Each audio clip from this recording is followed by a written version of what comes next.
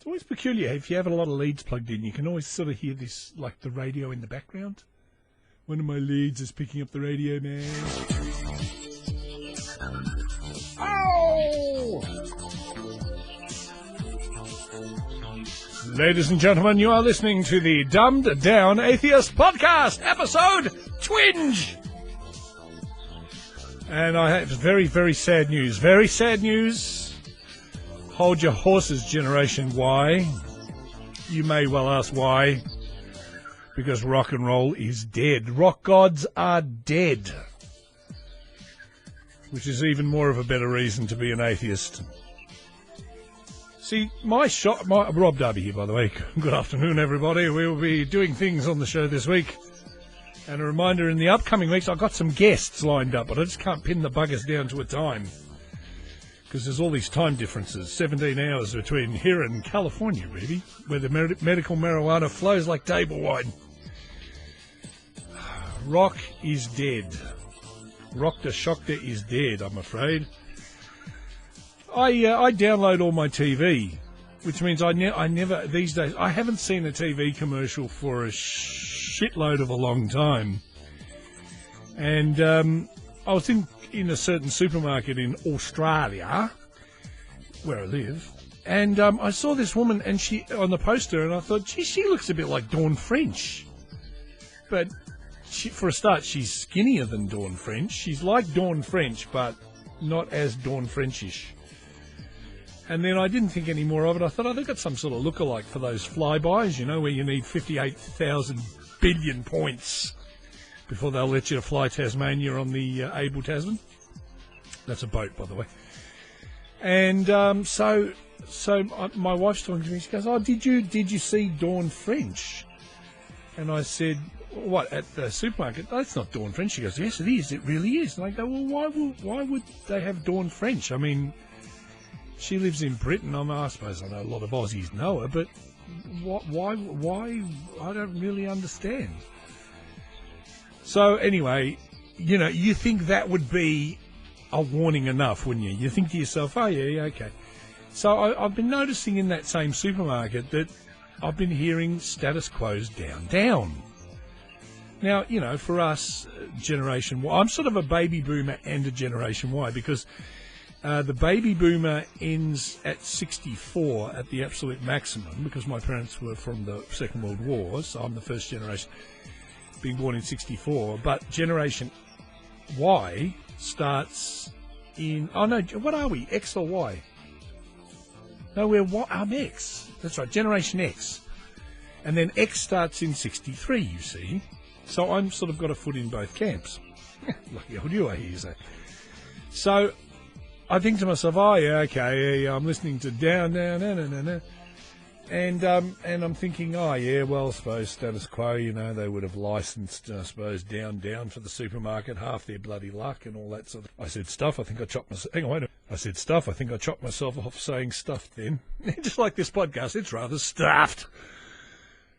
And so I'm hearing the music, and then I'm thinking, oh yeah, well, they would have got, you know, studio type boffin people to you know, session players and that, to play and sound like status quo. You remember status quo? Hang on, status quo, wait a minute, status quo, hang on a second. Oh, I'm back with you now, my darlings. I think I just chopped that other bit off. You remember status quo? Oh, great, they had that song that, hang on, wait a minute, I've got me a little thingy here. You remember them? They went like that. They had that sort of sound, or they had the one that went, or that other one that went like that, and then they had that one that went like that, and then they had the one that went, and then they had the one that went, and then they had the one that went, that one. And I think they had one that went like that. You remember them? Great variety sort of band. Anyway, just hang on, I'll hang that back up. Wait a minute. So, imagine my horror, because I don't get to see TV, when I see the real status quo appearing in the commercial for the supermarket. And I'm thinking, I'm glad other bands of my childhood sort of haven't sold out. Like, I mean, look at Kiss. I mean, oh, hang on, wait a minute. No, that's not as good as it. They did a Walmart. And I'm thinking, so that's it. The rock gods are dead. Now, I seem to remember, correct me if I'm wrong, that the status quo sounded a little bit like this. Drop that needle, drop that needle.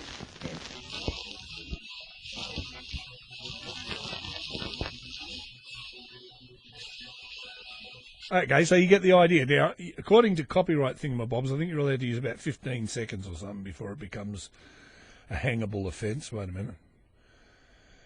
And where are they? Yeah, they sound like this, right? Stand up a bit. All right? Got it? See, now, all right, they only used a few chords, but they had some sort of credibility. So imagine my horror when I'm walking through my local shopping centre, after already being fooled by Dawn French and thinking, nah, but that wouldn't be the real status quo. It was the real status quo. Old, I will admit, but I had a great idea, because it could be dumb down, atheist, dumb down, atheist, dumb down, atheist. See, if I ever sell out, dumb down, atheist, dumb... Anyway, have a listen to this. Is the bit from the... Oh, you can find this on YouTube, by the way. You look up, dare I say the name of the supermarket, it's Coles, Coles. Never shop anywhere myself otherwise, personally, thingy. And... because the people in Australia will know about this, but you may not overseas. This is a bit like, when American film stars used to go to Japan and do cigarette commercials and no one ever knew about it. So this is, you can get the extended version. So you put status quo Coles supermarket into Google, and it'll find it for you. So hang on, here we are. Have a listen to... Oh, this is just sad. Hang on, this is sad. Hang on, wait a minute, I've got to pause it and do a thing here. Hang on, wait a minute. I had a big plate of tin spaghetti for lunch. Hang on, have a listen to this. Have you ever noticed too, I was supposed to record this podcast yesterday, right? My kid chose to be sick from school. And that's the same day the washing machine broke down. And he goes, Dad, I feel like I'm going to be sick. And I said, do not be sick on the day the washing machine breaks down, okay? Do not do it. And then last night, what happened? Yes, you guessed it. Yes, so, oh, God, nightmare. Hang on. So this is the YouTube-y thing, and it's on Australian TV, right? Right, there they are.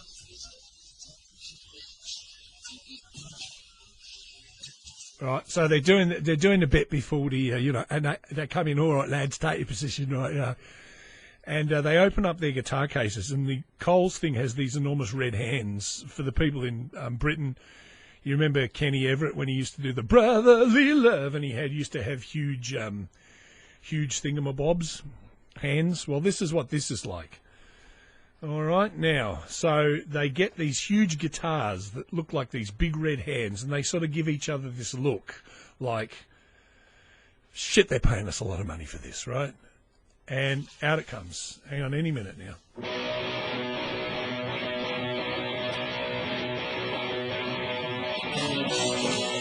All right, so it still sounds like,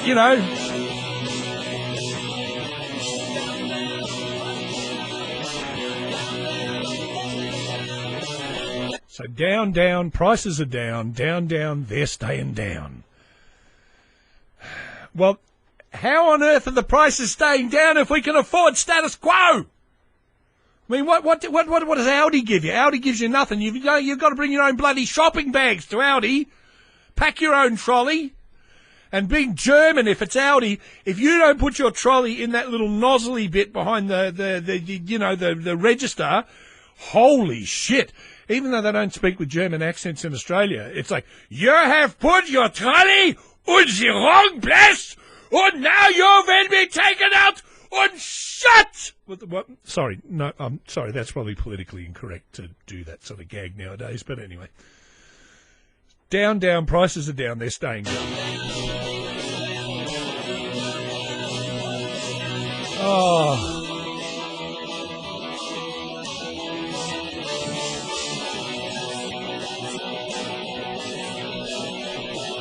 Oh, God. Oh, my God! Anyway, so someone wrote on a bulletin board, Coles are really handing Woolies their arse on a plate now, aren't they? So I'm waiting to see whether perhaps Woolworths will hire Rush or someone like that, you know what I mean? Like, guys, you must be down to your last bloody 3 limos and whatever. So it's quo with the cheek, right? Because by this one online goes for the full 3 minutes of Prices Down. The drummer is wearing red hands and pretending to play drums with them. Andy Bound, the keyboard player, has got the same thing. And Alan Lancaster lives in Australia now, but did they invite him back? Oh, no. Instead, they had the same bass player that they replaced him with, who looks like he's sort of out of a punk band straight from the 80s.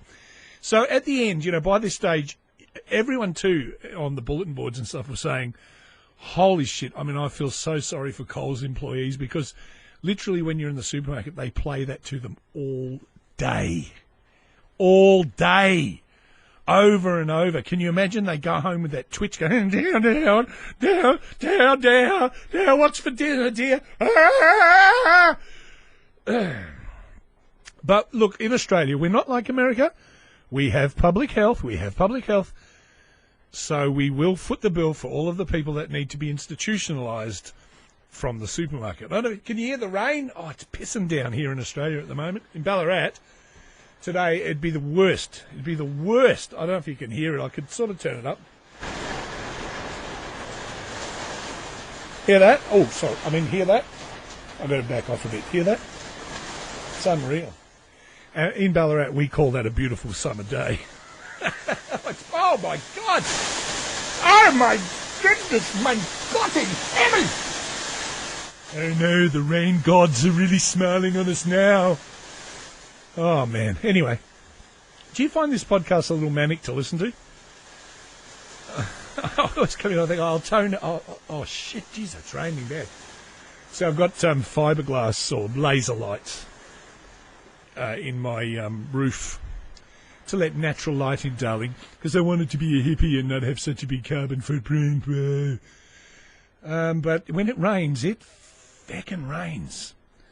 Anyway, so they're getting into the commercial, right, and around about 2 minutes 40, whatever,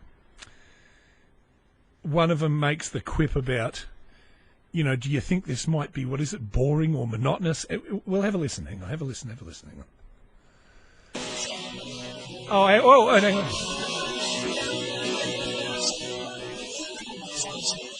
Yes!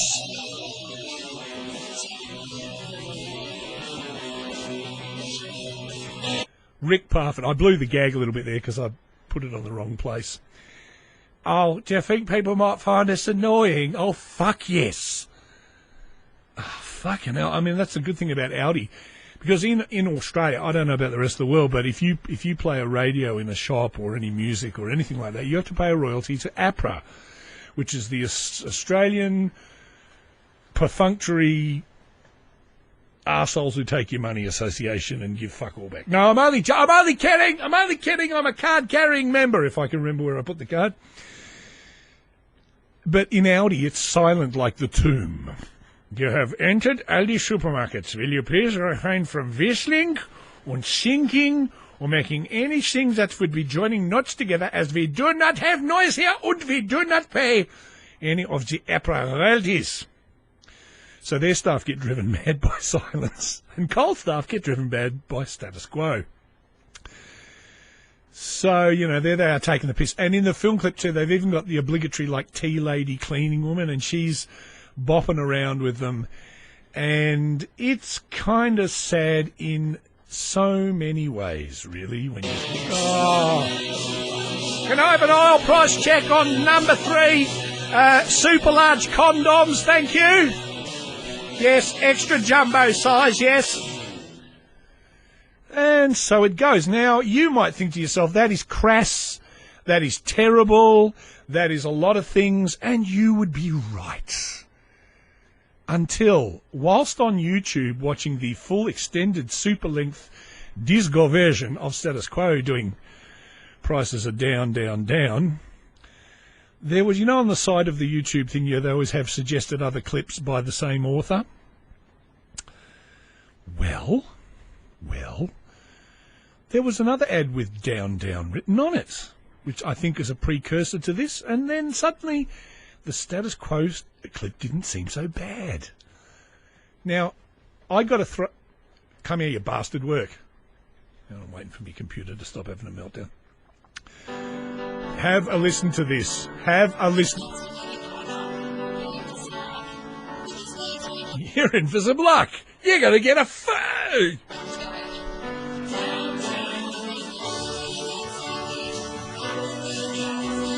Oh, my mouth is full of so much chocolate as I'm going down now. This is an explicit podcast this week. So suddenly Status Quid doesn't sound so bad, does it? And, of course, it always makes it better when you got the real Aussie accent going on, Although that sounds a little more ethnic Australian. But, skeptics with a K are always taking the piss out of Australians. And, quite frankly, I don't blame them. Because we used to have a thing in Australia called the cultural cringe. Back from the 50s and the 60s and the 70s, if something was done here, it kind of wasn't that good. If you had to get a local to, present your commercial or whatever, it's because you couldn't afford anyone good from overseas. If a touring band came from overseas to play here in Australia at Festival Hall or the Hordern Pavilion or the one that's up in Thingo, it usually meant, they'd say, hey, look, Status Quo are coming here, or, Kiss, or whatever. And people would say, shit, they must be on their last legs of their career if they're coming to Australia. Oh, fuck, what happened to them? So, we had what you might call something of a cringe. And quite frankly, when I hear the going downtown commercial, I can sort of see why they did wheel Dawn French in and Status Quid as well, Oh. You're gonna vomit! Oh, for fuck's sake.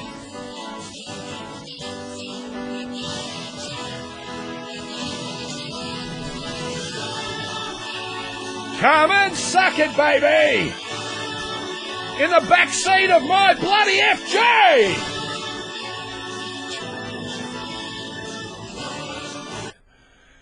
I've heard of staff bending over backwards, but that's got to really take the biscuit. So yes, ladies and gentlemen, the rock gods are dead.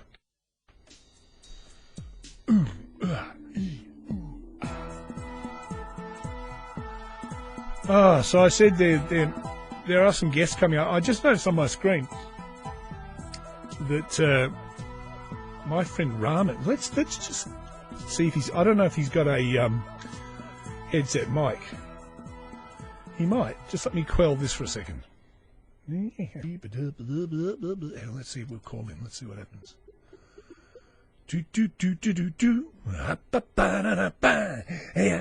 I was supposed to bring him round here. That's what was supposed to happen. And then I didn't because my kid got sick and then all this stuff happened. I thought I was going to go and pick him up. But he's not there. Are you there? Are you there? Are you there? Are you there?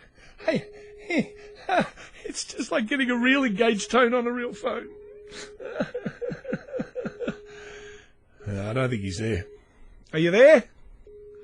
Are you there? Rehman, are you there? No, I don't think he's there. How do you stop this? Jane, stop this crazy thing! Oh, there you go. That's how you hang up. Well, I'm going to get Rehman to, I'm going to get Rehman to go onto the show. Because he's from Pakistan, you see. I was supposed to pick him up yesterday and the kid got sick, so I might do it next week or the week after. He's a Muslim. He is a Muslim. I tell you, he's a Muslim. Because the thing about coming, what was I going to say? Oh, yeah, the thing about the dumbed-down atheist is that you know, a lot of people, they only have atheists on their show and stuff like that. But I'm sort of thinking the thing is, I've got to be me, and he's a migrant from Pakistan, and he came out here with his wife and his couple of kids, and now they've got a third kid.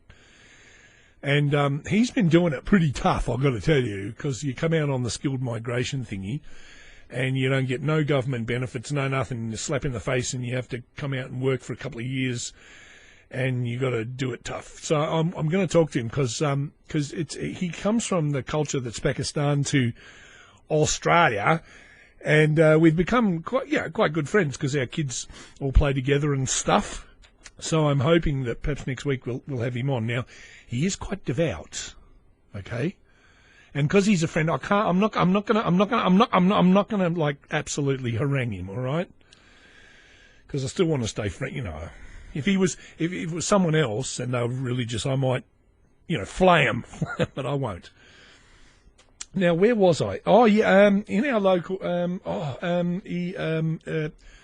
went to see Batman: The Dark Knight, and you know how, like, these days no one goes to the drive-ins anymore? You know, the old-fashioned drive-in, you drive your car there and you hook up the speaker. We don't have to now because you tune it into the radio. And I took our kid and his older friend, who is a girl, and we went to see The Dark Knight, and the missus, of course, yes. And I don't know if it's because I had two kids in the car and the wife going, I can't see the screen. What are they saying? It's too far back here. Go closer. No, angle the car. I can't see. I want to sit in the front. Where's the popcorn? Oh, you spilled water on me. And that was just me. Never mind what the kids were doing. And I got about a third way through the thing, and I'm thinking, and I had to ask, does anyone else know what the fuck is going on in this film? Because we took the boy to see the Spider-Man film, and man, that was good. Like, I liked that better than the previous three with what's his name, you know. Hang on, I'm just going to get a coffee over here. Oh, God. I mean, oh, deity of your choice. And it was good, you know. I mean, it's telling the story from the start, and some people are a bit shitty about that, but oh man, like, I could not get in. I don't know, it's because everyone was talking and we all agreed we had no idea what was. It was as slow as all shit. And I know it's probably too soon. It's too soon. I know it's too soon. But it might have been a little bit more fun to be in the other picture where all that action took place. Because the movie, I didn't get it. Maybe if I sit down quietly with no people disturbing me. And then we were driving there, right? And my kid, he was already he was being a little, I mean, I love the kid, but he was being a little shit on the way there showing off. And I found myself saying, I'll turn this car around, I'll take you home. And kids these days just look at you like, hey, F-wit, like, we don't believe that bullshit. Oh, man, he was being bad. He lost his Wii. Lost his poop. No, he lost his Wii, and if he'd owned a PlayStation, he would have got that confiscated as well. And his little friend, she stayed at our house for the weekend. He's 7 and she's 11. Yeah, all right, I know. They make jokes to her friends. Oh, you're a cradle snatcher, yeah, but they're good friends. And she puts up with him because, man, can he chuck. He's sick today at home. He's up with his mother, thank God. Oh, man. And so I had to hand wash this morning. I had to get because the machine's broken down. Luckily, it's still under warranty, thank goodness. But someone told us that it could be a 2-month wait for the man to come. So I'm in the big laundry trough with the not Martha Stewart. Someone here was called Martha Gardner's eucalyptus wool wash. To use a Jasper Carrot joke, if it's safe in water, it's safe in wool wash. Yeah, tell my goldfish that. And I'm there in the big stainless steel laundry trough. And I'm filling it up with hot water and washing the clothes with a potato masher, because you know you can bump it up and down, and you also can with the potato masher as well. But anyway, and then I looked on the floor and there was all this other stuff that needed washing. So I spent the whole morning with my elbows up to me ankles in suds, and then I had to hang it up on the washing line, dripping. And as you've heard from the rain that was there, but we're bringing it in slowly by the fire. Anyway, I know you don't care, and I don't give a shit either. But anyway, now we'll have a little topic called Letters Inspired by Arthur Comer. What should I play for Arthur Comer? Hang on a second. Yeah, not that one. Hang on. I think when you listen to the wit of Arthur Comer, by the way, is a legend in Australia. He has written to every publication that has ever been. And Arthur is both loved and hated, loved by all the fundos and absolutely hated by just every other normal person that's around. And I'm really hoping, because as luck would have it, I went along to the I Love Green Guide Letters podcast that they're doing a live couple of lines. I recommend you check that out, by the way, too. Thank you to Steele Saunders, for he actually helped me get a bit of knowledge together to do this podcast. So if you think it's shit, blame him. And while I was there getting lampooned in the audience, because I came up the stairs out of breath, and everyone thought, oh, let's pick on the long-haired prick, he happened to mention Arthur Comer. Oh, do you know Arthur Comer? And I sort of went, oh. Anyway, it's in the I Love Green Guide Letters podcast, the one that has Dave Callan and John Safran. So if you go to iTunes, look up I Love Green Guide Letters. It's, I think, around about 24, something like that. It's the one that has John Safran and Dave Callan. And then I went along the week after when they had Lawrence Mooney and what's his name from Tony Martin. Man, that is a funny podcast. You should hear that. But the one before, I get singled out a little bit for that. But the one before, he mentions Arthur Comer. And I went back home and I was looking when the religious nutcases, who we lovingly call Access Ministries, sent their crazy little volunteers to our school to indoctrinate the kids. I'd written a letter to the paper somewhere about how much, I hated all this stuff. I'll read it to you one day when I've got a chance. And I realised then some other people wrote letters counteracting my letter, and one of them was Arthur Comer. So I said, there's a link. Now, Arthur gets his letters into the Ballarat Courier like you wouldn't believe. Like so many of us write letters, and quite frankly, I think most of us miss out. But Arthur, I say Arthur. Did you ever watch Mother and Son? It's a good show. I recommend it to people overseas. And the lady in this goes, I say Arthur. So here's a letter from Arthur Comer to the local paper with suitable music. I don't know how I'm going to mix all this down later. I think I should have done this a live mix. I'm doing it on a multi-track machine, which means when I turn stuff up and down, it doesn't get turned up and down on the actual recording.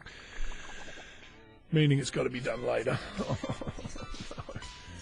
Arthur Comer. And he should be in one. I must track him down. He lives in a retirement village thing here in Ballarat somewhere. I've got to try and talk him into an interview. A Comer. Comer. Hang on, I just need to put this into repeat mode. Hang on. I better not shake it, otherwise it'll crack it with me. Don't do that, you stupid CD player. CD player from hell, mate. Come on, I don't have time to edit. What do you think? I've got a sick child, for God's sake. It's like you could give a shit about me. Hang on. The gods must be crazy. It's probably Arthur. Probably made a little prayer to someone. Arthur Comer. No need for a photograph to prove that God exists. May the 10th, 2012, 13:37 a.m. I certainly don't need a photo to prove what God is like. Let me explain why. In October 1928, a daughter was born to English migrants in Penrith, New South Wales. They called her Margaret. And I truly believe that God, looking down the long corridor of time, saw a teenage girl praying that he would bring her the right husband. Any guess who that might be, Arthur? Yes, I think it was you. You think of all the things he's got to do. God, he's so busy putting famine and pestilence. But no, he's got nothing better to do. He did miraculously. First, he encouraged a 40-plus couple in Druin, Victoria, to have one more try for a healthy son. Was that mental healthy? I'm not sure whether that... It may be physically healthy, Arthur, but I don't know about the rest of it. And I was born in July 29. I've never heard him speak, but I imagine he kind of sounds like that. Hey, Darby! Yes, Neville? You going to play an episode of me this week? Yes, Neville, I'm going to. You're picking on people, are you? You're picking on this old fella. Well, I'm not exactly a spring chicken myself. No, that's true, but you are foul. Shut up, Nev. Get back in your box. Yeah, all right. Now, where were we? Margaret remained in Penrith until marrying me in 1956, which is quite good because that's when the Olympic Games came to Australia. Oh, speaking of Olympic Games, oh, man, I'm so fucking sick of the Olympic Games. And in Australia, I was going to say about the remember I said about the cultural cringe just before? You do? You remember? You're still alive? Still with me?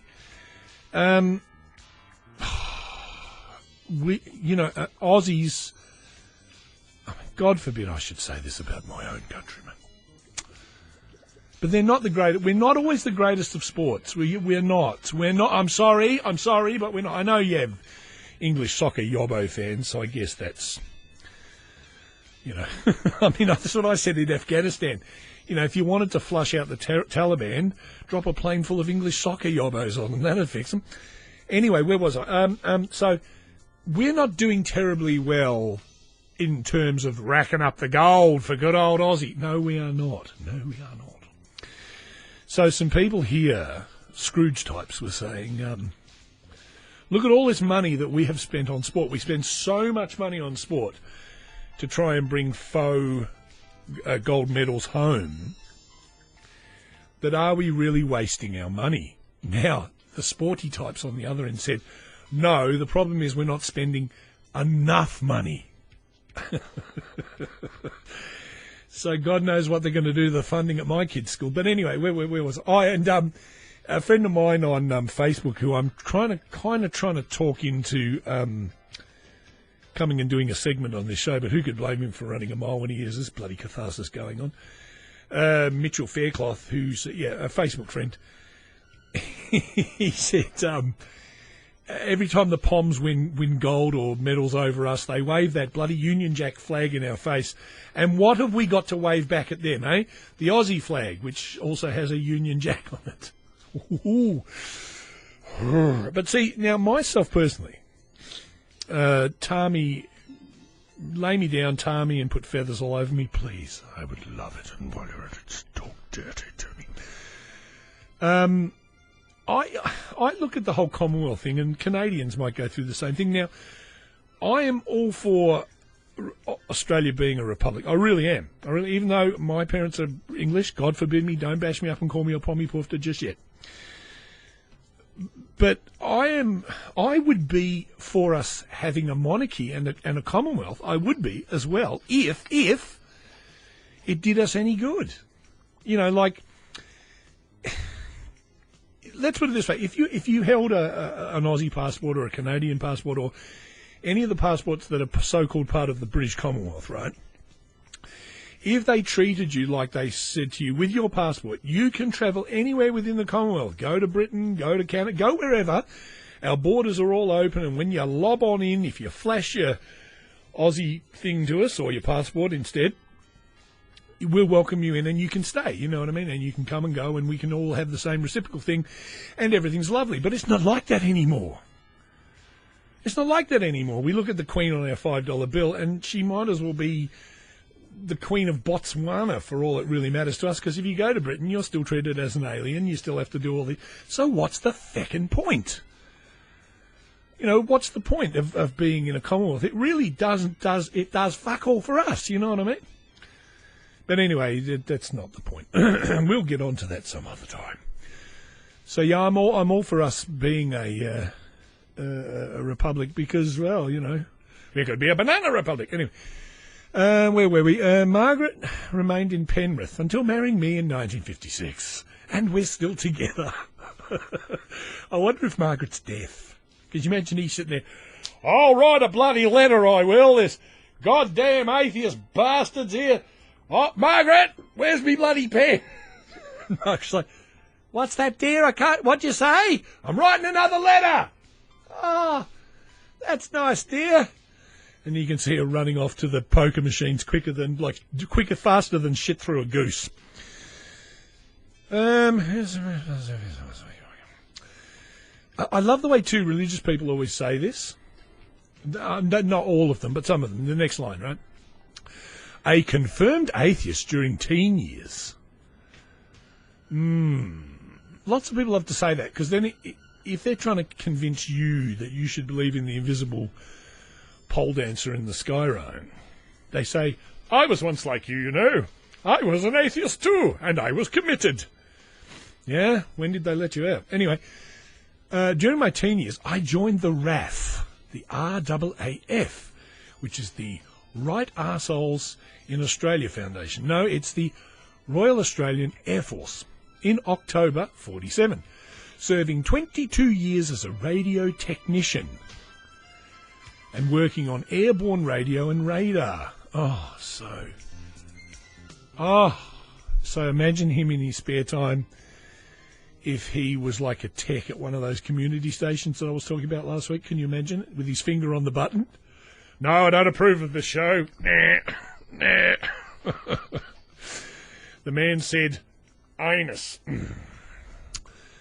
There was none of that in Penrith, yet God at the right time, 1955 in brackets, amazingly took me there for 7 weeks. Well, that's that lucky 7, isn't it? God is 7. If God is 7, if God is 7.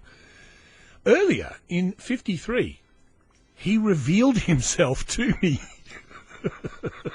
overwhelming me with a presence as I walked through a forest. Now, I know a few people that have walked through a forest and had people reveal themselves to them as well. God is a flasher, baby. And I never doubted his existence. Now, I don't know, was there some of that special fungus growing in that forest, Arthur? You know, hey, man, I dug the magic mushrooms and I saw God. He doesn't say how God revealed himself to him, so we will assume the lowest common denominator, that he flashed himself. When I met Margaret, I committed my life to God. Now, I don't know about you folks, but what atheistic sort of boy at some point or another, in order to get the girl that he loves, hasn't said, oh yes, of course I believe there's a God, especially in 1955 when, let's face it, girls weren't as forthcoming with their favours as they necessarily are now. You know what I mean? Like, these days you might meet a person of the opposite and you might say, oh, hello, I couldn't help noticing you over there, and I'm just wondering, shoot me down in flames if you will, but would you care to join me for a drink and perhaps dinner? You know, and perhaps an excuse me. And she might say, yes, but can we fuck first? Okay? Well, back in those days, they didn't do that. So he never doubted his existence again. Need a photo to show what God is like? No. Everything we need to know of God's nurture and character is shown by Jesus, who said, whoever has seen me has seen the Father. Or the bit that the Father perhaps flashed at him in the forest, I don't know. With further insights from several New Testament writers. That's John 14:9, by the way, for all you Bible monkeys out there. God is love, God is faithful, God is unchanging, God is just. Hang on, what? God is just what? God is just, meaning he only just made it? Like, oh, you caught that bus. Just. Where was I? I've lost me bit now. Never used it much when I had it. God has worked miracles of healing in our lives. I have lost count of the number of healings we have received through prayer. Some in very serious circumstances. Margaret, in late 68, was desperately ill with several medical problems. One of them probably called Arthur Comer, I dare say. She was probably like, God, kill me now! Anyway. Christian folk prayed for her, and an incredible transformation occurred overnight. Yes, folks, she turned into, some sort of mythical creature? I don't know. Regarding one condition that was healed by our doctor said, I'm very sorry, Mr. Comer, but literally, there's nothing we can do. What does that mean? There's nothing we can do. Of course, he doesn't say what or anything like that. We just take his word for it. Earlier in April 1967, as a warrant officer, now this is where, get this right, he doesn't tell us there's nothing we can do. It doesn't say sort of stuff and backs it up with anything, right, as the miracle of God curing. Because, people go into remission, things happen, it happens. And then people get better sometimes. Oh, well, we didn't think there was whatever, but, you got better anyway. Well, shit, that's how the humans have survived all these years. But mind you, earlier in 1967, he now gives glittering proof. Now, I don't know about you, but this sells me, okay? I'll be taking several Ave Marias with an Alka-Seltzer after the show because of this. Earlier in 1967, as a warrant officer radio technician, I was posted to Victoria Barracks in Melbourne. When I finally got to the desk at which I was to work, I found myself facing a wall totally covered in nude pictures. Were they pictures of God exposing himself in the forest? I don't know. Most officers in the barracks were similar. Well, bugger me with a fish fork, eh? The next day, I appealed to 15 others in the office that the pictures be removed. Well, don't be stupid, Arthur. They were probably stuck to the wall. Exactly, like pages, like one-handed magazines and pages stuck together, you're right. The plea was instantly rejected. Okay, I said, I will have to find another way to get rid of them. I went home that night asking God if the pictures could be taken down. On that evening, the following day, the contract cleaners stripped them off every office in the barracks. And I was blamed. However, it was 2 years later, as I posted out, that I learned from an official complaint that had been made by a woman who had worked in another area of the barracks for 18 years. Because of the number of teenagers joining the barracks staff, go chase me round the barrack square, but you'd be far better off. Sorry, a touch of the Formies there. A coincidence that she complained immediately after my arrival. So yes, Arthur, it was just a coincidence. You see? I mean, I don't know about you, but that's Clint. See, she complained it was a coincidence, meaning two things that run side by side that aren't really directly sort of related to each other, but they look like they could be, Arthur. You get it? Because, like, you begged the people. Don't get me wrong here. Didn't you say you pleaded with people? Oh, that's right. I appealed to 15 others in the office. Please take these naughty pictures down. You'll all turn to rock and stone because part of me already has. And I can't get up from my desk with a pole. I'm playing tense over here. No, but she complained immediately after your arrival. Now,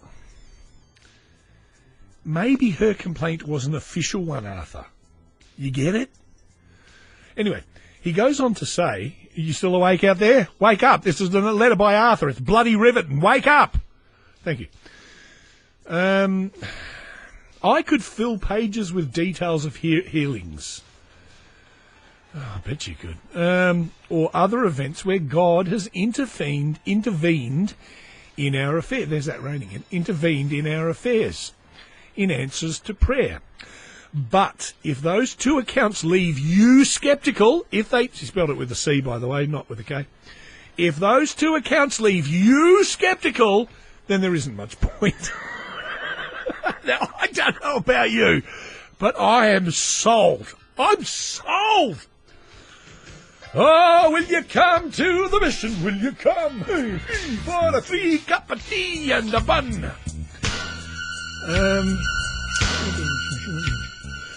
God has not changed, will not change. Jesus regularly healed the sick, raised some people from the dead. Brains! Eat brains! He created zombies, folks. Gave sight to the blind and hearing to the deaf. Mind you, we haven't got any evidence of that. But the porno pictures did get taken off the wall when the lady complained, so that's clinching proof of God. Yes, it is. But in some places, as in Nazareth, in Matt 13:58, unbelief prevented many healings.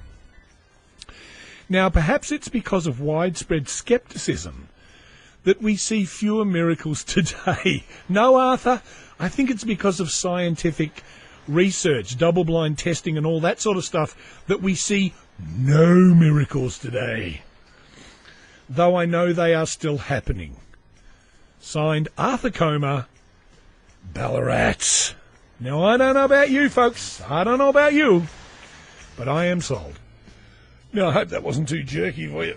It was instantaneous for you, but for me, I was just doing something for a second there. Now, to give you an idea of the Ballarat Courier and how much they love Arthur's letters, I always put other ones in. Not that I've had some published, don't worry. I'm there to be as loony as the next person. I put this letter into them, which they didn't publish, and I was most upset about it. But I did whack it on the I Love Green Guide Letters podcast Facebook page in the post by others, if you want to scroll down. But anyway, I wrote back saying, in response to Arthur Comer's letter dated the 10th of May, no need for photograph to prove God exists.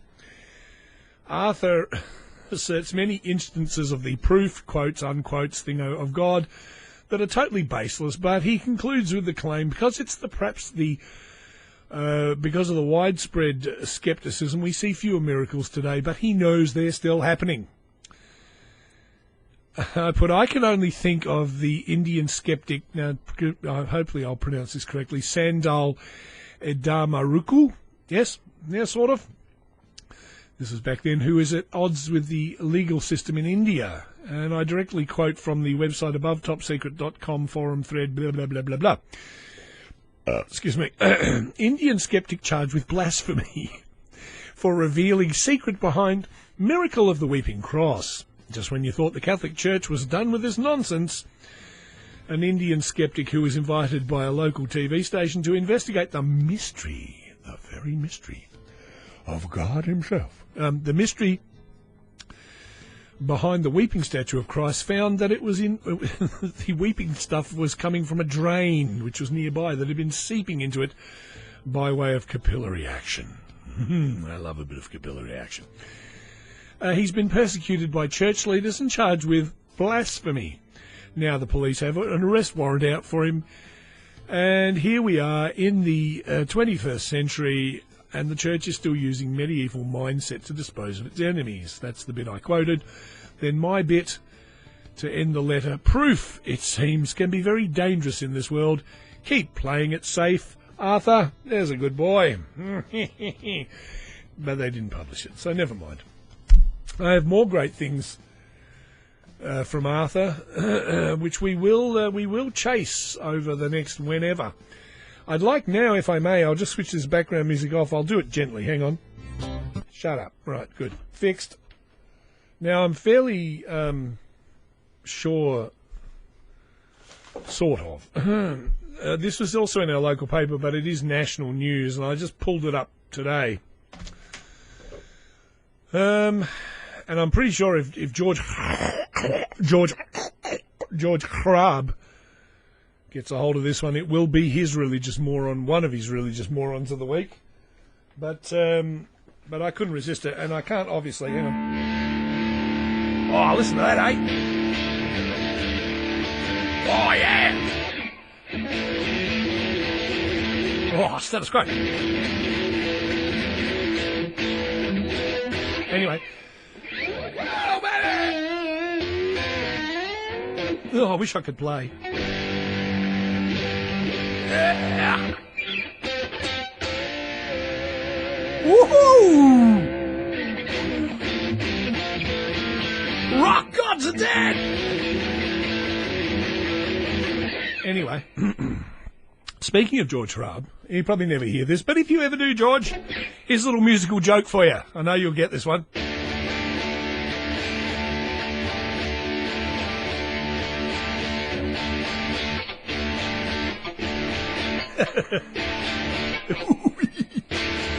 What chord is that? He hates that. Oh, yeah! Anyway, that was my little D to D-suspended fourth. George once said in one of his... I'll just hang my guitar back up. Hang on. Oh, yeah. It even sounds good when you're hanging it up on a hook. Listen to that. Listen to that. You shook me all night long, knocking me out. Now this would be Mr. Oh, shit. Oh, drop me bloody things on the floor now. Hang on. This, I'm pretty sure George will make that one of his religious morons of the week, because there was a story in the paper. Speaking of cool lead solos, have a listen to this. This was a mate of mine. This was years ago. Hang on a sec. I've pressed the button there. It's instantaneous to you. You wouldn't have heard nothing out there. Wait a minute. Hang on. Wait a minute. You know this guy was a really cool guitarist? But anyway, have a listen to this solo that he did. I really like this solo. His name's Twang. Hang on. Oh, you bastard. Hang on. Wait a minute. Oh, I'll just pause it for a second and find it. Hang on, I'll be back with you in a minute. Back with you. Have a listen to this solo. This is cool. This is a song we never got around to finishing, but he did this cool solo. Oh, yeah! Oh!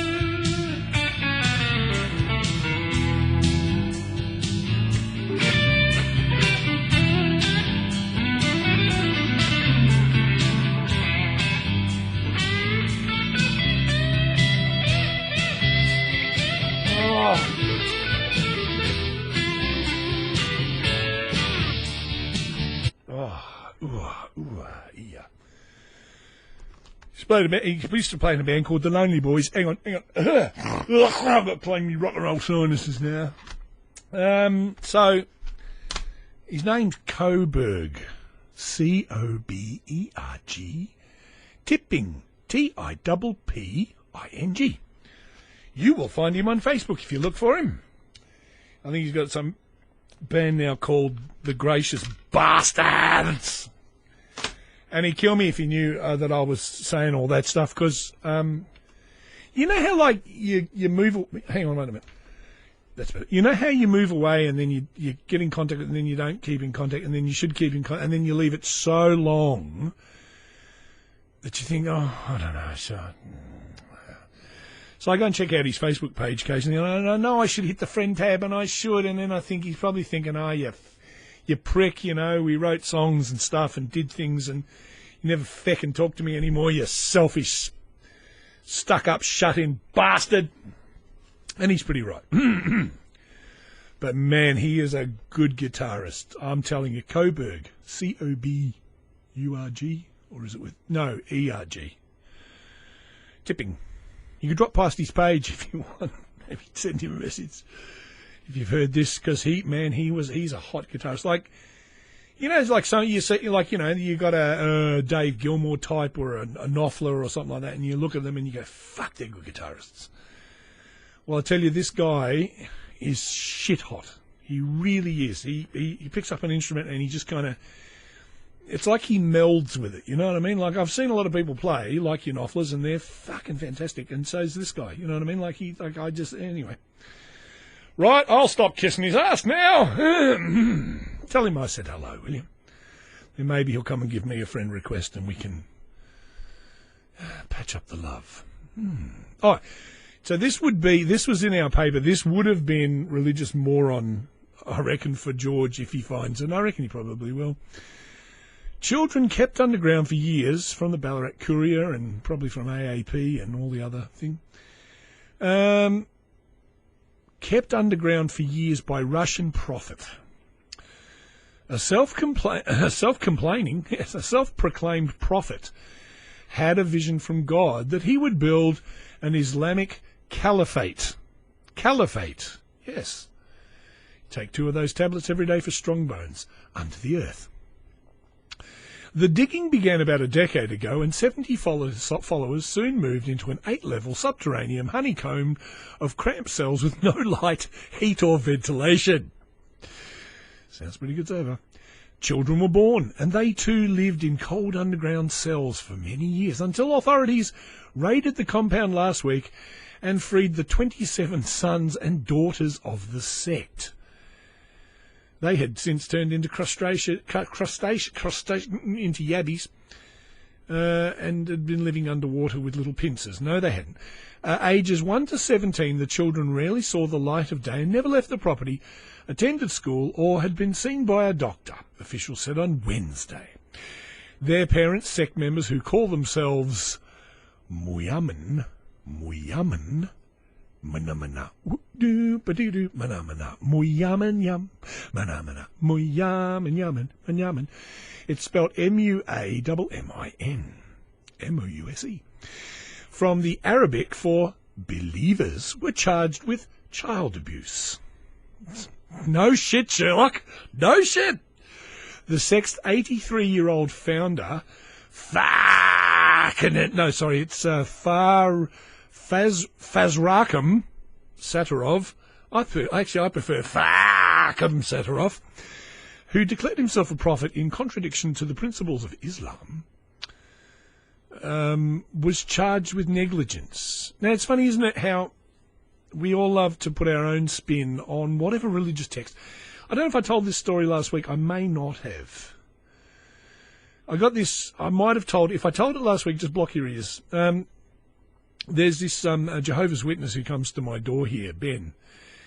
And Ben he came out, he knocked on the door, and my wife's like, oh, just get rid of him. And I said, no, send him round the back, because I'm in the back garden. And he came out and he saw the veggies, and he went, oh, they're nice. Oh, look at all those vegetables. I said, oh, you like veggies, do you, Ben? He goes, yeah, oh, yeah, I do. I said, oh, come on, then I'll grab you a couple of bags and chop you some lettuces and some things. He goes, oh, thank you. I said, you're not like the Seventh-day dentists, are you? You're not against they don't like eating meat all that much. You know, they tend to go for the grains and the sanitarium health food products. And he goes, oh, do they? Oh, what, they're sort of down on eating meat? I said, yeah, they're down on eating meat. He goes, oh, geez, I wonder what part of the Bible, I wonder how they interpreted that from the Bible. And I said, Ben, it's the Bible. Everyone interprets it their own way. And he sort of looked at me with this sort of a bit of a bemused, bit happy, sort of bit unhappy, bit happy, sort of look on his smile on his face, where he went, oh, shit, yeah. All right, yes. Yes, us with blood transfusions and shit. I love it when he comes around. And I haven't seen him for ages, because I'd love to get hold of him. I know he won't, because they don't. I don't think they like to be pinned. But I like him. I see him walking along with the wife and the people banging on the doors. I always toot my horn and wave at him. And reveal myself in the forest like God did. No. Back to the letter. Principles of Islam, and was charged with negligence, said Irina Petrova, deputy prosecutor in the provincial capital of Kazan. Not Kazakhstan. Not Kazakhstan. No, but Kazan. The children were discovered when the police searched the sect grounds as part of an investigation into the recent killing of a top Tartazan. Tartazan. You brush 3 times a day to get rid of Tartazan, don't you? A top Tartazan Muslim cleric. An attack local officials blame on radical Islamist groups that have mushroomed in the oil-rich Volga River province of Tartarstan, Kazakhstan. Tartarstan. Sattarov ordered his followers to live in cells they dug under a 3-story brick house topped by a small minaret, with a tin crescent moon. Only a few of the sect members were allowed to leave the premises to work as traders at the local market. See, that's what I always like about these religious sects, right? They always want to be not part of the world, right? But they always like to still trade for money in the world. You ever notice that? We had these brethrens where we lived, and they used to sell slow combustion heaters. So they would always get around and you go into the office. You speak with the woman on the phone. She'd say, "Good morning, slow combustion heaters, proprietary limited here. Hello, I'd like to get a slow combustion heater," or whatever. And then you go down and she'd have they'd have the thing on their head, that thing, and they grow their hair really long and they put flowers. A bit like hippies, only they're much more repressed. But give them credit, because when we didn't have no money where we lived, they were the only ones who actually came and installed a fire for us with just a very small down payment. And then they said, "We'll send the boys round to pick up a payment," every now and again. But they did trust us, which I thought was rather good, seeing as we were worldlies. Yes, of the world. Yes, indeed. But good on you, fellas. Anyway, and we paid up. Let's face it, when you live in a goldfish bowl town, where are you going to go with a slow combustion heater strapped to your back? Come on, be honest. The children were examined in hospitals and will temporarily live in an orphanage. Well, at least they're not living in an orphanage in Romania under Ceausescu, because I think I'd sooner live in the catacombs under the Tartazan thingo. Pediatrician Tatiana Morozov, Moroz,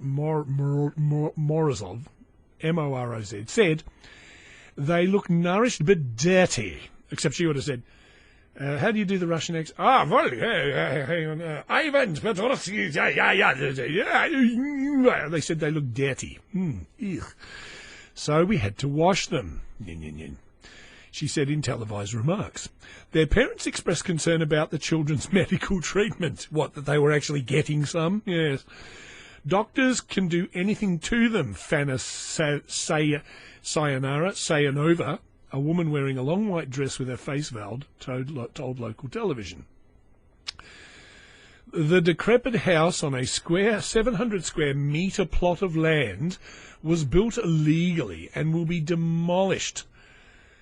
Tatarstan police said they will come with bulldozers and guns, and they will have to demolish the house over our dead bodies. Oh, well, yes, that's probably right, because if the house falls on you, you will be dead, said sect member Guma Ganiev. He said that on Vesti television channel. Hope you are the same. The ailing Satyrov appointed Ganiev and his deputy prophet, according to local media. Thank you. Satyrov had followers in several other cities in Tatarstan and other Volga River provinces. Yes, it all sounds a bit vulgar, doesn't it, really? Local media reported. In a 2008 interview with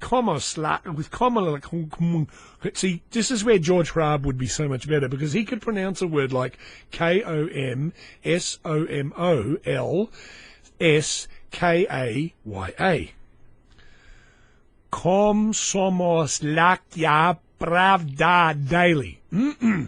Satyrov said that he fell out with other clerics and authorities in the communist era, when he said the KGB, yeah, darling, KGB sent him to Muslim nations with stories about religious freedoms in officially atheist Soviet Union. Government-approved Orthodox Christian, Muslim, Jewish clerics routinely travelled, blah, blah, blah, abroad on Soviet publicity trips. That's how I became Satan's servant, a traitor. The white-bearded turban man was quoted as saying, "When I understood that, I repented and started preaching." Are you listening to this, Arthur? You listening, Arthur? I say Arthur. I say Arthur. You could learn a thing or two from this fella. Never mind sitting in your cushy little retirement bloody nursing home. pen to paper. You should be out digging in the backyard, son. Muslim leaders in Tatarstan said Satyrov's views contradict Islamic doctrine. Islam postulates that there is no other prophet after Muhammad. Did I tell you I'm having a friend on next week? Oh, well, maybe the week after. I don't know. I should read him this and see what he thinks. Kazan-based theologian Rise Suleimanov. Isn't that woman who had 15 kids? I know that was Suleiman, wasn't it? Suleiman, let me in. He told Gazeta RU online publication Tuesday. See your ad here. Oh, no, I didn't mean to read that bit. Police raided Satarov's house last Friday as part of an investigation into the killing of Valula Yakupov. Yakupov! He's got the dreaded leggy, I tell you. He's got leggy. Yakupov! Sorry for any racial trouble I might have stirred up. Hrab. I really like George Hrab. I really do, actually. He's a funny guy. He's got a podcast from, so it'll be last week. There's one where his mum gets on the phone, if you haven't heard it. This is the Geologic podcast. There's 3 people listening to this. He's got like 30,000 people listening to his one. His mum and dad, his dad finally gets on the phone after all these years. And they went back to, they went to Poland, which was the Ukraine, but now that bit is Poland. And they traced back to when they were born as children before they came with the migrant experience to the US. And they went, and his mum was on the phone, and she kept breaking up, and she kept crying, and she kept going, it's a little sensitive. But it was really good. I have to say it was really good. It's probably one of the best geologic podcasts I've heard, even though I don't know his mum, I don't know him. But it's really good to listen to because it's the whole migrant experience. You know, they went as little children to the US and then they went back to trace their thingamabobs, which is half the reason why I want my friend Rehman to come in, because, as I said, he's like first generation. And one of the things he said to me, he goes, well, you know, for me it's really tough to try and establish myself in Australia and all that, but I look at my boys and my girl and my children, and I think I'm going to make their life better, even if I've got to like kill myself to get established. So that's why I want to bring him in and talk to him. As I said, I'm not gonna harass him too much because, like, you know, he's a friend. Okay, so don't write in or whatever and say, oh, you should have had a go at him about that, because I won't necessarily. You know what I mean? It's not. I mean, the dumbed down atheist isn't just about. It's about what I want. All right. George Hrab can have his mum on the phone in tears breaking up. I can do what I want. Anyway, both...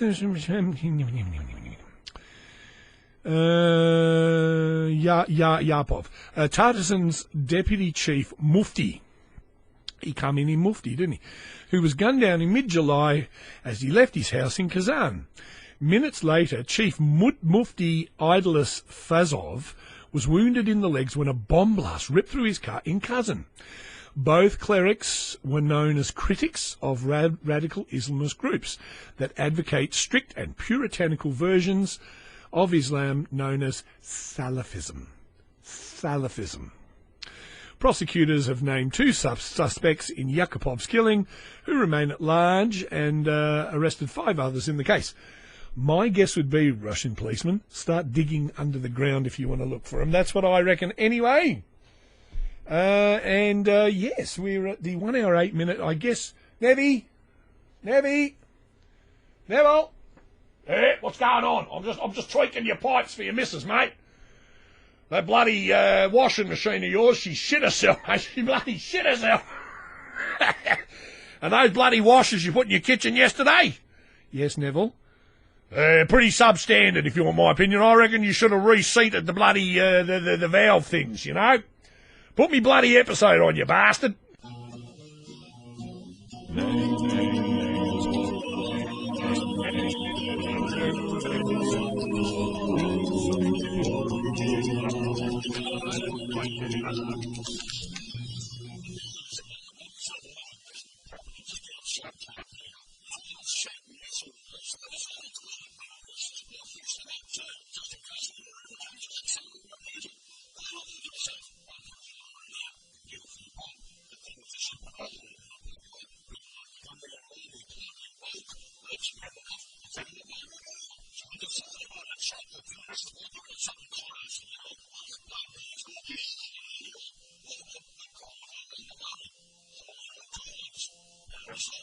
Oh, yeah, Uncle Ned. I saw a video on the web and there was definitely someone on Paris Hilton.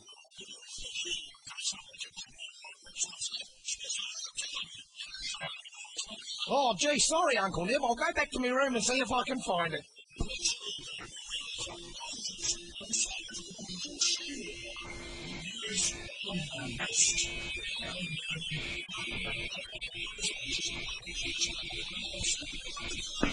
Hello, I'm looking for a Mr. Neville Bangers. Would you be him? Why, well, I've come to pick up keys, lad. The wife's waiting in the hire van. She don't I feel peaky and all, you know. Here, did you get our email explaining we're both vegans? No, we have special dietary requirements. Mind you, we won't be that much trouble to you. Now, do you do fava beans in garlic and sage? That's nice. What about classic mint tabbouleh salad? How about black-eyed peas and rice or black bean hummus? We're easy to please, we don't mind. Avocado and raisin dip. What about apple black bean and salsa? Hey, I tell you what, filleted tofu with apricot Dijon sauce. It's a knockout, kid. Do you do tofu at all? Well, just something without meat in it then, all right? Now, you will promise us complete and utter privacy, won't you? Because the wife, she's not feeling well. We've got things to do, you know.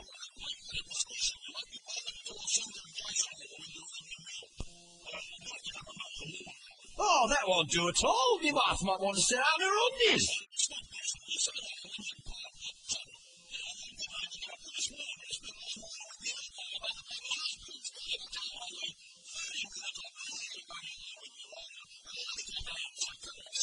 No, thank you. I know where that hand's been.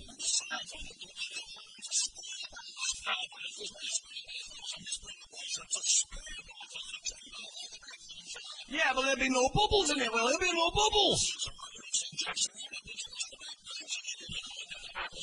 Right, that's it. I'm leaving. You can have your keys back. I'm going off to Panola. I might get a last-minute booking in Chardonnay Lodge.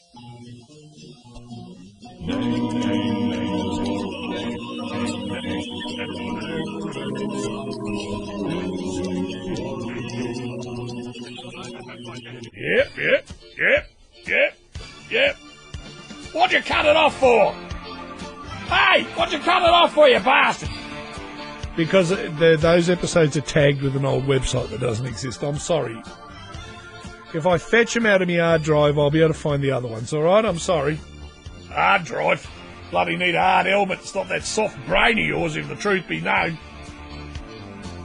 Yeah, you're quite an adventurous little character, aren't you? Stay tuned for more Nev from Nangwarry's, because there's about 30 of them, and I happen to know in the future he gets in trouble with a few sort of things. He gets involved with the mafia and the psychotologists. Anyway, so this is your old pal Rob Darby saying, I'll speak to you next week. I hope to have my friend Rehman come on in. And I've got a couple of other little surprises too. Some people who've said yes, and they will, but we've just got to tee up times, and I don't want to give it away, because in case they say no, then I'll look like an idiot. Well, a bigger idiot anyway. This has been the Dumbed Down Atheist podcast. Please tell all your friends, people who sort of soft in there who like this sort of rubbish.